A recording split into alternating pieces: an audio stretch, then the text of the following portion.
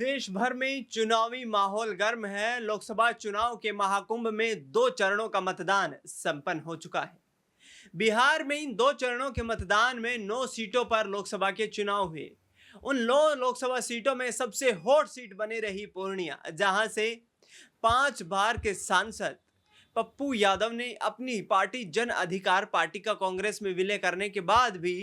निर्दलीय प्रत्याशी के रूप में नामांकन किया और चुनाव भी लड़ा। इसके साथ साथ आरजेडी की प्रत्याशी बीमा भारती और लालू परिवार पर जमकर बरसते भी नजर आए पप्पू यादव, और पप्पू यादव को ये उम्मीदें भी थी कि वहां से वो चुनाव अवश्य जीत जाएंगे। अब इसका फैसला तो 4 जून को होने वाला है, लेकिन आखिरकार अब पूर्णिया सीट पर मतदान संपन्न हो चुका है। बिहार में 30 ऐसी लोकसभा सीटें बची हैं जहां पर आगामी 5 चरण के बाकी वक्त में यहां पर मतदान होना है। ऐसे में अब पूर्णिया सीट पर चुनाव मतदान संपन्न होने के बाद पप्पू यादव क्या महागठबंधन के साथ ही रहेंगे और क्या तेजस्वी यादव के साथ एक मंच से ही महागठबंधन के लिए लोगों से वोट की अपील करते नजर आएंगे? इन तमाम सवालों पर चर्चा करेंगे। मेरे साथ अक्षय मौजूद हैं, इनसे जानने की कोशिश करेंगे कि आखिरकार अब पूर्णिया सीट पर जो चुनाव संपन्न हुआ है उसके बाद पप्पू यादव का बची हुई 30 सीटों को लेकर के किस तरीके का यहाँ पर रुख रहने वाला है।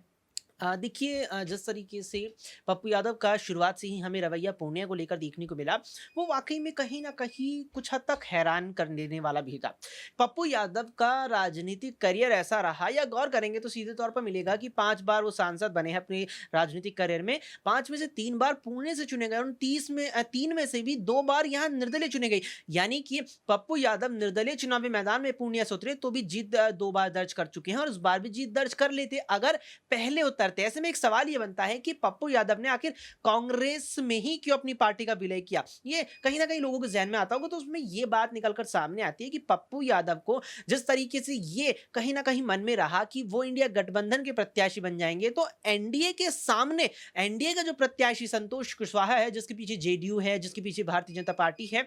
उनसे जीत हासिल करने में इंडिया गठबंधन के प्रत्याशी बनकर संभावनाएं ज्यादा हो जाएंगी कि वो पूर्णिया को एक बार फिर से फतह कर ले। और वही विचार बनाकर वो कांग्रेस में भी अपनी पार्टी का विलय कर गए, लेकिन वही उन्हें झटका लग गया। अब मतदान जिस तरीके से हो चुका है और आपने जिक्र भी किया तमाम दर्शकों के सामने कि 4 जून को मतगणना होगी और जग जाहिर हो जाएगा कि पप्पू यादव का फैसला कितना गलत या कितना सही रहा। तो अब देखना होगा यहाँ पर पप्पू यादव कैसा करते हैं, लेकिन कांग्रेस में आकर के तो अब तक लगता है ना कुछ खासा फायदा यहाँ नहीं मिला है। पप्पू यादव को कांग्रेस से तो कोई खास फायदा यहां नहीं मिला है, लेकिन आगामी वक्त में क्या महागठबंधन के लिए चुनाव प्रचार करेंगे? और ऐसे में क्या तेजस्वी यादव और पप्पू यादव के एक साथ मंच पर दिखने की कोई संभावना नजर आती है अक्षय? क्योंकि अब चुनाव संपन्न हो चुका है, एक दूसरे की राजनीतिक विरोधी जो के तौर पर अपने आप को पेश कर रहे थे, वो लड़ाई यहाँ पर शांत हो चुकी है। बिल्कुल, देखिए दिनेश, इसमें भी मैं कहूँगा कहीं न कहीं 2 परिस्थितियाँ आती हैं। अगर विधानसभा चुनावों को लेकर आप ये बात कह रहे हैं कि एक मंच पर आएँगे तेजस्वी और पप्पू, तो वो निर्भर करता है कि विधानसभा चुनावों में पूर्णिया जैसी स्थिति आरजेडी, कांग्रेस और पप्पू यादव में ना बने।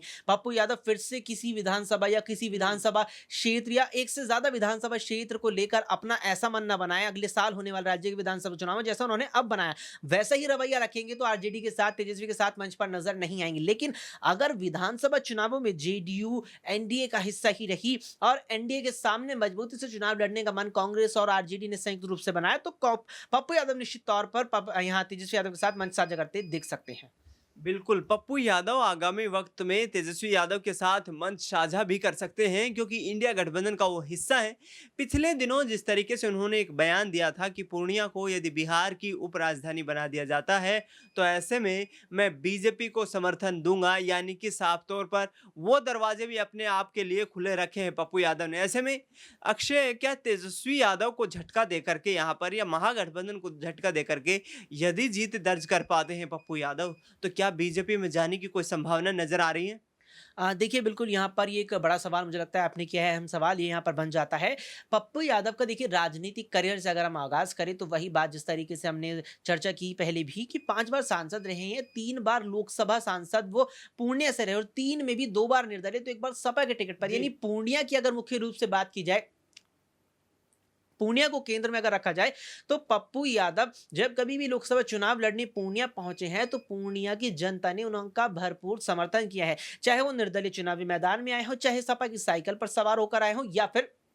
पप्पू यादव के पीछे कोई भी चुनाव चिन्ह हो, पूर्णिया की जनता पप्पू यादव को देखती है, ना कि उनके आगे या पीछे चल रहे उनके साथ वाले चुनाव चिन्ह पर। अब पप्पू यादव को लेकर यह सवाल बनता है कि क्या अपने राजनीतिक भविष्य को और बेहतर बनाने के लिए वो भविष्य में भारतीय जनता पार्टी का रुख कर सकते हो? तो देखिए, इस बात में भी कोई दोहराए नजर नहीं आती, क्योंकि अक्सर यहाँ पर नेताओं का अगर पाला बदलने की बात आए तो विश्वास की बात भी हम यहाँ पर ना करें, तो एक चीज देखने को मिलती है कि राजनीतिक परिस्थितियों के आधार पर नेता किसी भी दल के साथ जा सकते हैं यहाँ पर। इसके अलावा एक और चीज यहाँ पर देखने को है कि हाल फिलहाल में पप्पू यादव की कुछ तस्वीरें भी वायरल हो रही हैं, जिसमें वो बीजेपी और साथ में वो बजरंग दल के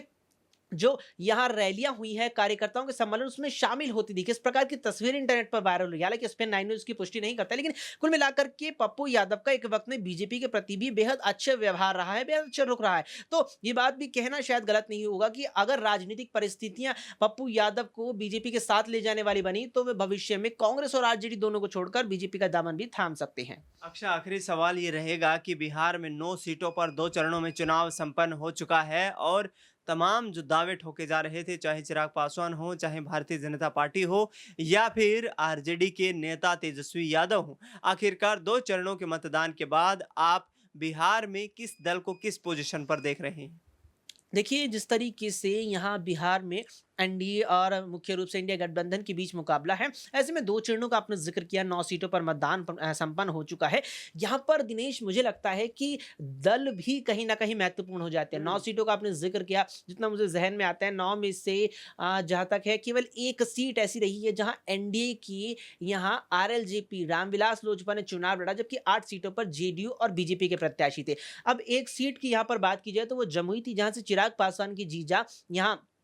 अरुण भारती ने चुनाव लड़ा। अरुण भारती का अगर आप देखेंगे तो कुछ खासा उनका अपना निजी जनाधार नहीं है, अपना कुछ खासा वोट बैंक नहीं है। वहीं चिराग पासवान का भी अब कुछ खासा वोट बैंक नहीं लगता कि होगा, क्योंकि पिता का देहांत हुआ, उसके बाद पारस ने पार्टी में फूट डाली, पार्टी टूट गई थी, 2 टुकड़ों में पार्टी बटी, तो कुछ खासा जनाधार मजबूत नजर नहीं आता। ऐसे में अगर देखा जाए 9 सीटों में ये लगभग 7 सीट मान करके यहाँ चल रहे हैं राजनीतिक विशेषज्ञ भी, और तमाम जो यहाँ पर पहलू निकलकर सामने आ रहे हैं, बट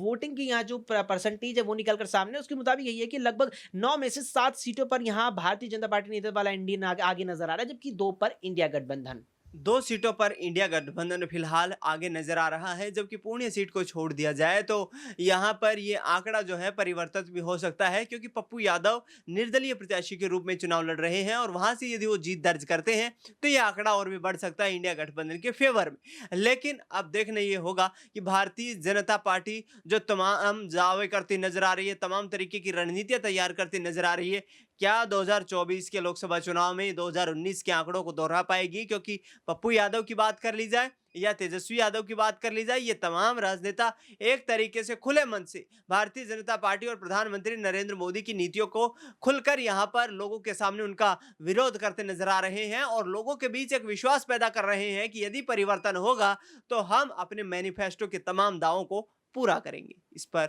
आपकी क्या राय प्रतिक्रिया कमेंट बॉक्स में जरूर बताएं। अक्षय, आपने तमाम जानकारी का साझा किया, आपको बहुत बहुत शुक्रिया। देश दुनिया की तमाम बड़ी खबरों के लिए आप देखते रहिए SPN 9 न्यूज।